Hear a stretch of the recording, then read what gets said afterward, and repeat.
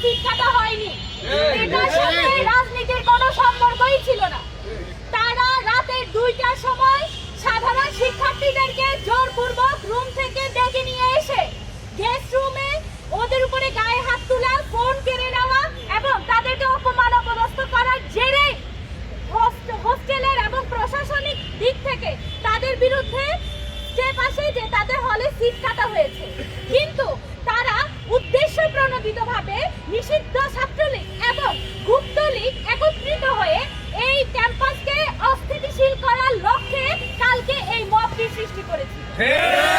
যে মবের সাথে বাংলাদেশ জাতীয়তাবাদী দলের যে কমিটি এবং ছাত্র রাজনীতির কোনো সম্পর্কই ছিল।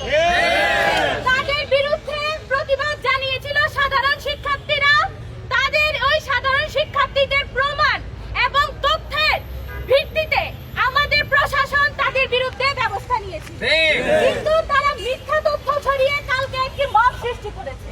কিয়ামতের আগ পর্যন্ত রাজনীতি থাকবে, রাজনীতি কেউ বন্ধ করতে পারবে না। আমার জায়গা থেকে আমি বলে দিতে চাই, হলে কোনো প্রকার প্রভাব কেউ খাটাবে না, কেউ কারোর সাথে খারাপ আচরণ করবে না। আজকে পর্যন্ত কেউ বলতে পারবে না ছাত্র দলের কোনো মেয়েকে ধরা, কোনো শিক্ষার্থীর উপর অত্যাচার করা হয়েছে, অন্যায় করা হয়েছে। আমাদেরকে শুধুমাত্র হেনস্থা করার লক্ষ্যে এই ছাত্র শিবির এই মেয়েদেরকে দিয়ে, ছাত্রী সংস্থাকে দিয়ে দিনের পর দিন মব সৃষ্টি করে যাচ্ছে।